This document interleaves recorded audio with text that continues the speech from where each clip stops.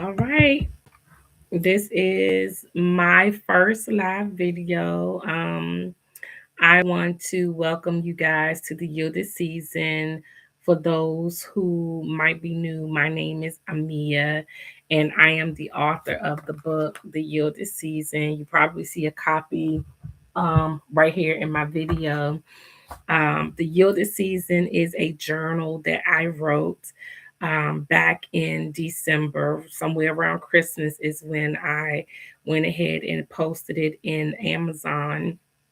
And it's a journal and a devotional that I wrote to capture some of the challenge areas that single people face while they are waiting for marriage. I am an older woman. I'll be 50 this year.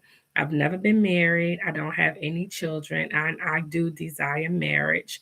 And I wrote the book particularly for people who might be like me, that may be older, or maybe they've been waiting for a while for marriage, or perhaps they've been married before and they're wanting to remarry, but it's been a while since they've been divorced, or whatever the stage of life they may be in, they've been waiting. And so that's why I wrote the book. I just kind of wanted to use this space here to go through a couple of things that I put inside of the journal in case you're interested. The journal is composed of about 10 different challenge areas. I call them challenges instead of chapters, only because they're things that we typically have to face and kind of work through. And so that's why they're called challenges. I have some internal pressures and some external pressures that we face, as well as a couple of spiritual anecdotes. What's included inside the book is areas like waiting fatigue, disappointment and broken hope, loneliness, emotional isolation, mental and emotional pressure. And then there are other challenge areas as well. What happens is when you purchase the book, you not only get a scripture that addresses the challenge area, but there's a little devotional that goes with it. Some of it has a little bit of my testimony, not a large amount, but just a little bit of my testimony in it. And then after you read the challenge area, you are going to find a prompt. There is a writing prompt so that you can record your experience for this particular challenge area.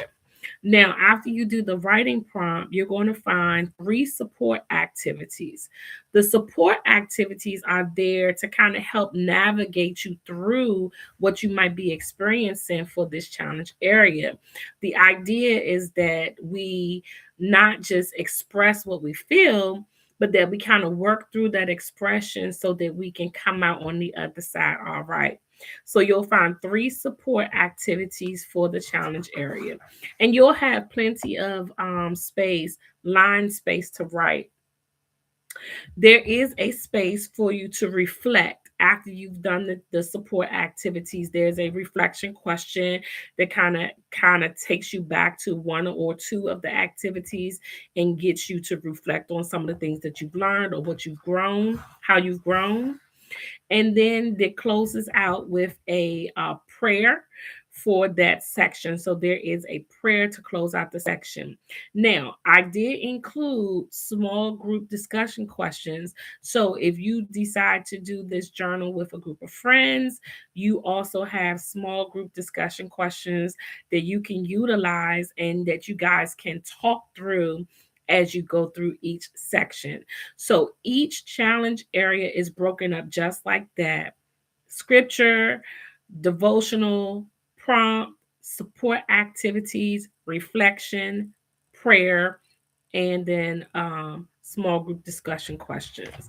And then towards the end of the book, I did provide a space that talks about moving forward in hope and a prayer for moving forward, and then some scriptures that you can refer to for your future hope.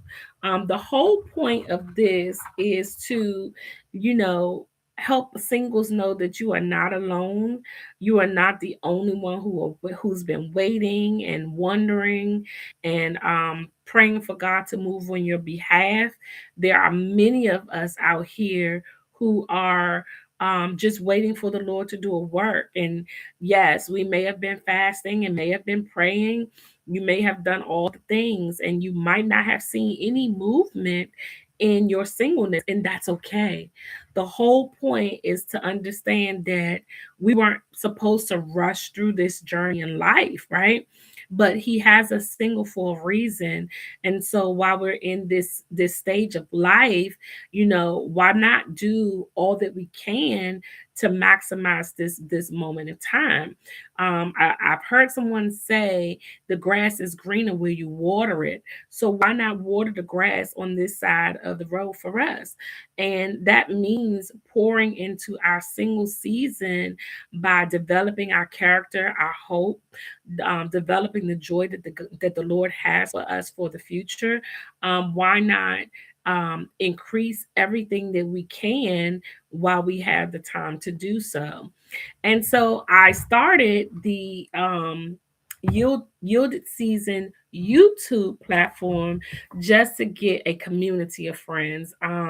Myself, I'm looking for more singles that we can talk about, some of the experiences and some of the heartaches or headaches that have been coupled with waiting for a long time. So if you think you would want to be a part of that community, I will ask that you will go ahead and subscribe to the Yielded Seasons YouTube channel. It is at the Yielded Season. I've already uploaded a couple of videos.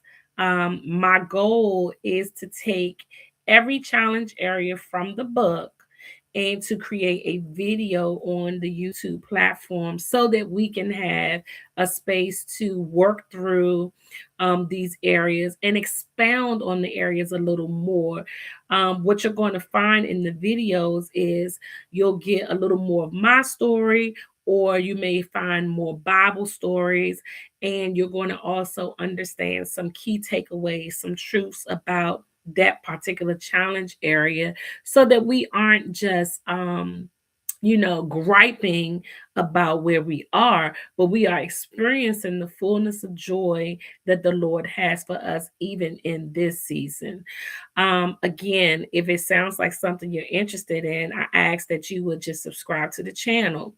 Now, there is also a Yielded Season Instagram page. It's at the Yielded Season. And on that page is just going to be bite-sized pieces of information to support the video. What happens once the video is published, you'll be able to go to the Instagram and grab some of the nuggets from the video just to kind of keep in your back pocket as encouragement.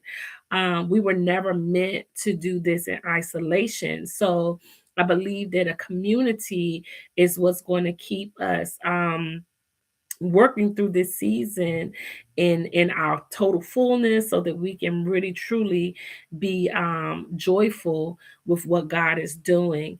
I think that a lot of times when we experience such a heavy weight, like waiting for marriage, that it's easy to withdraw, it's easy to isolate.